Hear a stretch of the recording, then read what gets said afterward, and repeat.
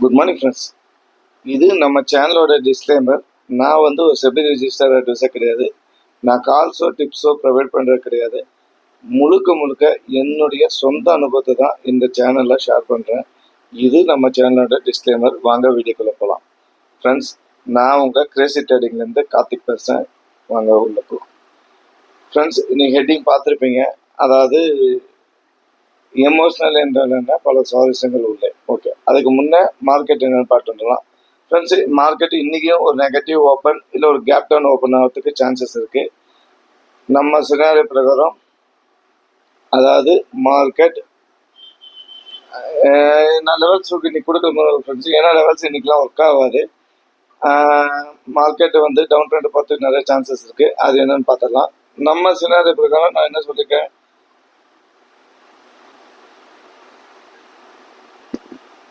இந்த ரேஞ்சு ரொம்ப yesterday high ரொம்ப இம்பார்ட்டன்ட், எஸ்டர்டே லோ ரொம்ப ரொம்ப ரொம்ப important. Yesterday high, previous high, open high இருக்கான்னு பாருங்க. இது ரொம்ப important. Yesterday low, previous close low, open low இருக்கான்னு பாருங்க. இது ரொம்ப இம்பார்ட்டன்ட்.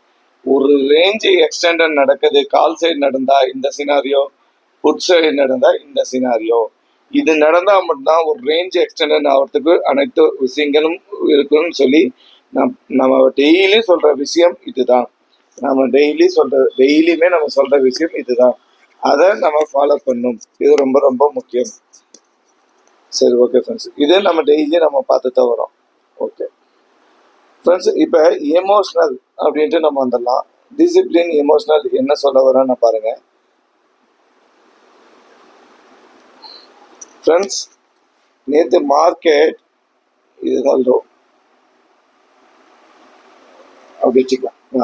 நான் அப்படியே சும்மா ஓனாக ட்ரை பண்ணியிருக்கேன். கொஞ்சம் முன்ன பண்ண கொடுக்கலாம். கான்செப்ட் தான். மார்க்கெட் நேற்று இங்கேருந்து ஓப்பன் ஆகி ஒரு அப் ட்ரெண்ட் போயிட்டு மார்க்கெட் ஒரு அப் ட்ரெண்ட் போய் திருப்பி ஒரு டவுன் ட்ரெண்ட் வந்திருக்கு. ஓகே, நம்மளுடைய சினாரியோ பிரகாரம் நேற்று மார்க்கெட் எஸ்டர்டே லோ கட் பண்ண உடனே சில பேர் ட்ரேடு பண்ணிட்டாங்க. ஓகேங்களா, எஸ்டர்டே லோ பண்ண ட்ரேட் எடுத்தாச்சு.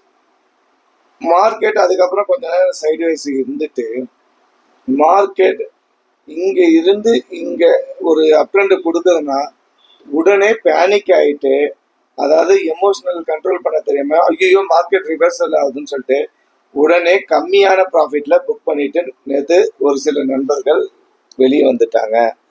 ஃப்ரெண்ட்ஸ், ஏன் சொல்ல வரனா, இதுதான் நம்ம எப்பயும் ரெகுலராக பண்ணுற தப்பு. நாமளாக ஒரு ஐடியா பண்ணிக்க வேண்டியது. ஒரு ரிவர்சல் ஆயிடுச்சு, இப்படி ஆயிடுச்சு. ஏன்னா இது ஓவர் திங்கிங். அந்த எமோஷனல் நம்மளால கண்ட்ரோல் பண்ண முடியறதில்ல.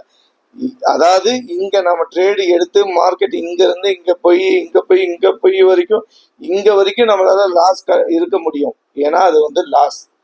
ஏன்னா இது ப்ராஃபிட். இது ப்ராஃபிட் ஜோன். அந்த ப்ராஃபிட்டை தக்க வைக்க நமக்கு தெரியல. ஃப்ரெண்ட்ஸ், அப்படி இருக்கிறவங்களுக்கு இந்த ட்ரேடிங் செட்டப் செட் ஆகாது. இந்த ட்ரேடிங் இல்லை, இந்த ட்ரேடிங் ஜேர்னியே செட் ஆகாது. ஏன் அப்படின்னா, ஒருவேளை மார்க்கெட் இங்கேருந்து திரும்பி இங்கே வரைக்கும் போய் திருப்பி இப்படி வர்ற வரைக்கும் நம்ம வெயிட் பண்ணுவோம். வருதோ இல்லையோ இந்த லாஸ் அது வரைக்கும் நம்ம வெயிட் பண்ணுவோம். இங்கே மிகப்பெரிய லாஸை புக் பண்ணுவோம். ஆனால் நாம் இங்கே வந்துட்டு திருப்பி இங்கே இவ்வளோ பெரிய ப்ராஃபிட் கிடைக்க போகுது, அதை மிஸ் பண்ணிட்டு நாம் இந்த கொஞ்சோண்டு திரும்பினோடனே ஃப்ரெண்ட்ஸ் எப்பயுமே நினச்சிக்கோங்க, கொஞ்சோண்டு திரும்பின உடனே பயந்துட்டு ப்ராஃபிட்டை கட் பண்ணுறது ரொம்ப முட்டாள்தனம். என்னை பொறுத்த வரைக்கும் அது முட்டாள்தனம். ஏன்னா இந்த எமோஷனல் கண்ட்ரோல் பண்ணுற தெரிஞ்சவங்க தான் இந்த பிஸ்னஸ்க்கு சரியான ஆளுங்க. நான் டெய்லியும் வீடியோவில் சொல்கிறேன். நேற்று அப்படி இருந்தோம் நம்ம ஃப்ரெண்ட்ஸுங்க ஒரு 2-3 பேர் நம்மளுக்கு ஃபோன் பண்ணி இந்த மாதிரி சொல்கிறாங்க, சார் நான் இவ்வளோ ப்ராஃபிட் வந்தேன் கட் பண்ணிட்டேன், ஏன்னா மார்க்கெட் ரிவர்சல் ஆகிடுமா பயம் அப்படின்ட்டு. சார், நீங்களே எப்படி முடிவு பண்ணுறீங்கன்னா எனக்கு தெரியல. மார்க்கெட்டு அது சரி, ஓகே, நீங்கள் முடிவு பண்ணுறதுன்னு தப்புன்னு சொல்லவில்லை. இப்படி இருந்துட்டு லாஸை மட்டும் பெருசாக கொடுத்துட்டு ப்ராஃபிட் சின்னதாக எடுத்துட்டு நாம் எப்படி லாஸை ரெக்கவரி பண்ணுறது? ஏற்கனவே அந்த லாஸை எவ்வளோ நாள் கழிச்சு நீங்கள் ரெக்கவர் பண்ணுவீங்க? அப்போ லாஸை ரெக்கவர் பண்ணிட்டு எப்போ நம்ம ப்ராஃபிட் ஜோன் அந்த 1% வர்றது? ஃப்ரெண்ட்ஸ், அந்த எமோஷ்னலோட பவர் இப்போ உங்களுக்கு நல்லா தெரிஞ்சிருக்குன்னு நினைக்கிறேன். Emotional power. ஏன்னா அந்த எமோஷ்னல் முன்னே நீ கண்ட்ரோல் பண்ணால் மட்டும்தான் இந்த ப்ராஃபிட் உங்களுக்கு கிடைக்கும், இல்லைன்னா கிடைக்காது. லாஸ் மட்டும் பெரிய லாஸாக எமோஷ்னல் அக்செப்ட் பண்ண தெரியுது. ஆனா ப்ராஃபிட் ரொம்ப சின்ன ப்ராஃபிட்ல நம்ம வெளியே வரோம். இது என்ன சொல்றது, எவ்வளவு பெரிய இதுன்னு பாருங்க. நான் எப்படி சொல்றதுன்னு எனக்கு தெரியல. ரொம்ப ஃபீலிங்கா இருக்கு. ஏன்னா நம்ம இத்தனை இந்த ஆப்பர்ச்சுனிட்டிக்காக தான் நம்ம இத்தனை நாள் வெயிட் பண்றோம். நம்ம ஏன்னா அந்த ஆப்பர்ச்சுனிட்டி கிடைக்கிறப்ப தான் நம்ம அதை யூஸ் பண்றோம். நம்மளுக்கு டெய்லி இந்த ஆப்பர்ச்சுனிட்டி கிடைக்காது. இதுக்கப்புறம் எப்ப கிடைக்கும்னு நம்ம சொல்ல முடியாது. அது இன்னைக்கே கிடைக்கலாம், இல்லை ஒரு வாரம் கழிச்சு கிடைக்கலாம், 10 நாள் கழிச்சு கிடைக்கலாம், ஒரு மாசம் கழிச்சு கூட கிடைக்கலாம். பட் ஆனா கிடைக்கிறப்ப நம்ம யூஸ் பண்ணிக்கணும்ல. அதுதானே, அதுக்கு அந்த டிசிப்ளின் எமோஷனல் தானே ரொம்ப ப்ளே பண்ணுது. இந்த இடத்துல உங்களுக்கு லெவல், நேற்று லெவல் எந்த லெவலும் ஒர்க் ஆகல, எந்த ஸ்ட்ராட்டஜி ஒர்க் ஆகல, எதுவுமே ஒர்க் ஆகல. ஒன்லி புட்டு. நீங்க எந்த இடத்துல புட்டு போட்டனாலும் லாபம் வந்திருக்கும். ஆனா அந்த லாபத்தை முழுசா நீங்க எடுத்தீங்கன்னா, முழுசா வேண்டாம், ஓரளவுக்கு கவர் பண்ணீங்களா, அதுவும் கிடையாது. என்ன ஃப்ரெண்ட்ஸ், இப்படி பண்ணா நம்ம எப்படி அடுத்த லாஸை ரெக்கவர் பண்றது? எனக்கு ரொம்ப மன உளைச்சல் ஆயிடுச்சு. இதுதான் எமோஷனல். நாம எல்லாரும் இந்த தப்பே தான் பண்றோம். இந்த தப்பை சரி பண்றவங்க தான் மிகப்பெரிய ப்ராஃபிட் அடையிறாங்க. அந்த 1%க்குள்ள போறாங்க. செபி சொல்ற அந்த 1%க்குள்ள போறவங்க இந்த மாதிரி ப்ராஃபிட் எடுத்துட்டு லாஸ் வர்றப்ப சின்னதா லாஸை கட் பண்ணிட்டு ப்ராஃபிட் வர்றப்ப பெரிய ப்ராஃபிட்டா எடுப்பாங்க. அதுதான் அவங்க பண்ற மிகப்பெரிய புத்திசாலித்தனம். நாம பண்ற மிகப்பெரிய முட்டாள்தனம். ஏன்னா லாஸை நம்ம பெருசா விட்டுட்டு லாபத்தை சின்னதா எடுக்கிறோம். இப்படி இருந்தா நம்ம எப்படி ப்ராஃபிட் ஜோனுக்கு வர முடியும்?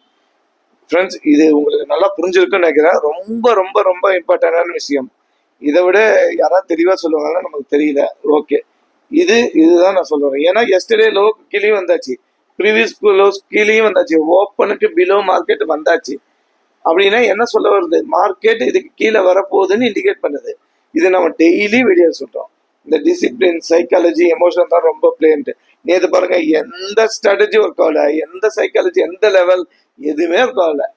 ஒன்லி புட்டு புட்டு புட்டு புட்டு. ஓகே, சரி ஃப்ரெண்ட்ஸ், இந்த புட்டு வர்றதுக்கு என்ன காரணம் அப்படின்னு பார்த்தலாம். ஃப்ரெண்ட்ஸ், 4 ரீசன் சொல்றாங்க. அதில் நம்ம மெயினாக பார்க்க வேண்டியது, ஃபர்ஸ்ட் வார் பேனிக் ஒன்று. ரெண்டாவது, சைனா மார்க்கெட் நல்ல மூவ்மெண்ட் இருக்கு. சைனா மார்க்கெட் லாஸ்ட் 10 daysல 25% இன்க்ரீஸ் ஆயிருக்கு. ஓகே. 3, இந்த செபியோட அறிக்கை இதுதான் மெயினா அஃபெக்ட் பண்ணுது அப்படின்னு சொல்றாங்க. ஃப்ரெண்ட்ஸ், ஏன் அப்படி சொல்ல வரனா, வார் பேனிக்ல எல்லாருமே எப்பயுமே அந்த வார் பேனிக் வந்தா ஒரு டவுன் வருது, சகஜம். First point. சைனா மார்க்கெட் என்ன பண்ணுதுன்னா, மார்க்கெட் நல்ல growthல போகிறதுனால நம்ம மார்க்கெட் ஆல்ரெடி ஓவர் பாட்ல இருக்கிறதுனால, புரிஞ்சுக்கோங்க, நம்ம மார்க்கெட் ஆல்ரெடி 90% ஓவர் மார்க்கெட்ல இருக்கு. அதாவது அதிகப்படியான லாபத்துல இருக்காங்க எல்லாருமே.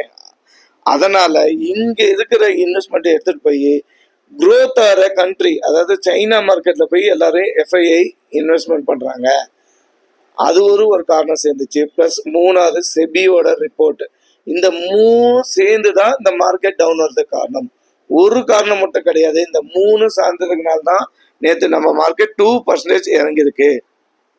சில எக்ஸ்பர்ட் சொல்றாங்க இன்னமும் கூட 1%, 1.5% இறங்கிறதுக்கு வாய்ப்பு இருக்கு அப்படின்னு சொல்றாங்க. பட் அது என்னைக்கு நடக்கும்னு நமக்கு தெரியாது. நடக்கிறதுக்கு உண்டான அனைத்து வழிகளும் இருக்கு. ஃப்ரெண்ட்ஸ், இது புரியுதுங்களா? ஏன்னா நம்ம ஓவர் பாட்டில் இருக்கோம், அதிகப்படியான லாபத்தில் இருக்கோம். சைனா மார்க்கெட் 2014 அப்புறம் இப்போதான் நல்ல growthல இருக்குன்னு சொல்றாங்க. ஒன்று, அமெரிக்கா மார்க்கெட்டே டவுன்ல இருக்கப்ப நம்ம இந்தியன் மார்க்கெட் அப் ட்ரெண்ட்ல இருந்தது. 2, இதெல்லாம் நல்ல ஓவர் பாட் ஆகி நல்ல ப்ராஃபிட்ல இருக்கப்ப இப்போ எல்லாரும் இந்த சுச்சுவேஷனை காரணம் காட்டி பேனிக், அதாவது ப்ராஃபிட்டை புக் பண்றாங்க புட் செல்லர்ஸ். அதனால தான் மார்க்கெட் பயங்கரமா டவுன் வந்துகிட்டே இருக்கு. ஒரு காரணம், எஃப்ஐஐ இங்க செல் பண்ணிட்டு இதை கொண்டு போய் சைனால இன்வெஸ்ட்மெண்ட் பண்றாங்க அப்படின்னு சில எக்ஸ்பர்ட் சொல்றாங்க. இது எந்த அளவுக்கு உண்மை போயின்னு தெரியல. ஆனா இது எனக்கு பொறுத்த வரைக்கும் இது உண்மையா தோணுது. ஏன்னா இந்த ரீசன்லாம் கரெக்டா மேட்ச் ஆகுது. அதனால நான் சொல்றேன். ஓகே ஃப்ரெண்ட்ஸ், இப்போ நம்ம பார்க்க வேண்டியது மெயினா நம்ம டெய்லி சொல்றதுதான் இம்ப்ளைட் வாலிடிட்டி. பேங்க் நிஃப்டியில பாருங்க, நிஃப்டில 2 ஒரே நான் சொல்லிடுறேன். இம்ப்ளைட் வாலிடிட்டி பேங்க் நிஃப்டியில பாருங்க 18 இருக்கு, புட் சைடு பாருங்க 13 இருக்கு, கால் சைடு 18 இருக்கு, புட் சைடு. அப்ப என்ன அர்த்தம்? இம்பேலன்ஸ்டு அர்த்தம். அப்ப கால் சைடு இன்னமும் டைம் வேல்யூ இருக்குன்னு சொல்ல வராங்க. கால் சைடில் இன்னமும் டைம் வேல்யூ இருக்குன்னு சொல்ல வராங்க. ஒரு பாயிண்ட் ஒன்று.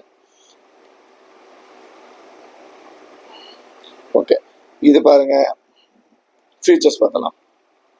ஃபியூச்சர்ஸ் பாருங்க, நேற்று க்ளோஸ் ஆனது 51,845. நேற்று அதாவது ஸ்பாட் க்ளோஸ் ஆனது பாருங்க 546 புள்ளி. ஆனால் ஃபியூச்சர்ஸ் க்ளோஸ் வந்து பாருங்க 975 பாயிண்ட்ஸ். ஓகே, நேற்று பாருங்க ப்ரீவியஸ் க்ளோஸ் பாருங்க 53,381. நேற்று பாருங்க 52,384, கிட்டத்தட்ட 975 புள்ளிகள் குறைஞ்சிருக்கு. அதாவது இன்னமும் சரி, இப்போ இங்க இருந்து பார்த்தா 51,845, 53, கிட்டத்தட்ட ஒரு 400-450 புள்ளிகள் இன்னமும் பிரீமியத்துல இருக்காங்க. அப்ப கால் சைட்ல இன்னமும் டைம் வேல்யூ இருக்கு. ஒரு செல்லர்ஸ் எங்க கால் செல் அடிப்பாங்க, எங்க டைம் வேல்யூ அதிகமா இருக்கோ, எங்க பிரீமியம் ஜாஸ்தி இருக்கோ அங்கதானே செல் அடிப்பாங்க. அப்ப எங்க இருக்கு, கால் சைட்ல பிரீமியம் ஜாஸ்தியா இருக்கு இன்னமும். அப்ப அங்கதான் இன்னமும் செல் அடிப்பாங்க. இது ஒரு லாஜிக். ஒன்று. ரெண்டு, எஃப்ஐஏ பார்த்தலாம். நான் சொன்னது பாருங்க, நேற்று என்ன நடந்திருக்கு பாருங்க.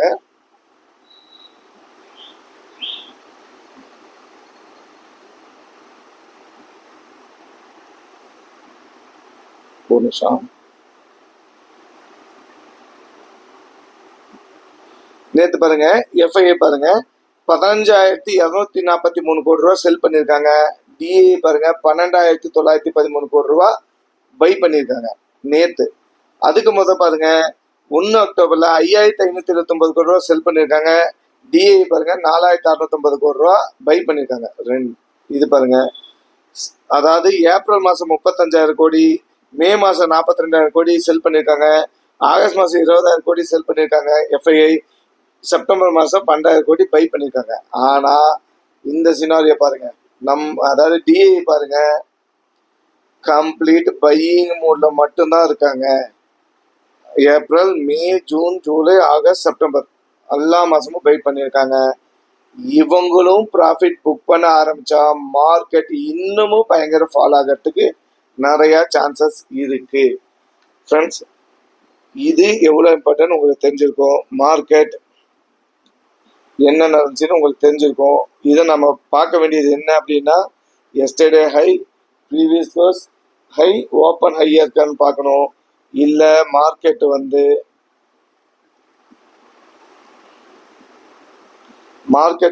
ப்ரீவியஸ் க்ளோஸ் கீழே, ஓப்பன் கீழே, எஸ்டர்டே லோ கீழே மார்க்கெட் இருக்கான்னு பார்க்கணும். இது ரொம்ப ரொம்ப ரொம்ப இம்பார்ட்டன்ட் ஃப்ரெண்ட்ஸ். இது இருந்துட்டா நம்ம கண்டிப்பாக ஈஸியாக நம்ம ப்ராஃபிட் பண்ணி அந்த 1% போக முடியும். அதுக்கு தேவை நம்ம டெய்லியும் டிசிப்ளின், சைக்காலஜி, மெயினாக எமோஷனல். லாஸ் வரப்ப பெரிய லாஸை புக் பண்ணிட்டு ப்ராஃபிட் வரப்ப சின்ன ப்ராஃபிட்டில் வெளியே வருது. என்னை பொறுத்த வரைக்கும் அது முட்டாள்தனம். நீங்கள் அதை எப்படின்னு எடுத்துக்கோங்க. அது ரொம்ப ரொம்ப இம்பார்ட்டன்ட். ஓகே ஃப்ரெண்ட்ஸ், இந்த வீடியோ பிடிச்சிருந்தாலும் லைக் பண்ணுங்கள், ஷேர் பண்ணுங்கள், கமெண்ட் பண்ணுங்கள். அதாவது வியூஸ் நிறைய போகுது, லைக் பண்ண மாட்டேங்கிறீங்க, கமெண்ட் பண்ண மாட்டேங்கிறீங்க. நீங்கள் லைக் பண்ண அந்த வீடியோ இந்த யூடியூப் அல்கோரித பிரகாரம் நிறைய பேர்த்துக்கு போய் ரீச் பண்ணும். இந்த அடியனோட நோக்கமே இந்த வீடியோ பல பேர்த்துக்கு போய் சேரணுங்கிறது தான். பல பேர் இப்போ நம்மளால ஒரு ப்ராஃபிட் ஜோனுக்கு வந்துட்டான்னு சொல்லி டெய்லி எனக்கு மெசேஜ் பண்ணுறாங்க. அது எனக்கு ரொம்ப சந்தோஷமா இருக்கு. அதுக்காக தான் இந்த வீடியோ ஆரம்பிச்சது கூட. ஆனால் இன்னும் பல பேர்த்த நம்ம மாற்றணும்னா அது எல்லாமே அந்த இது நம்மளை தான் சாரும்.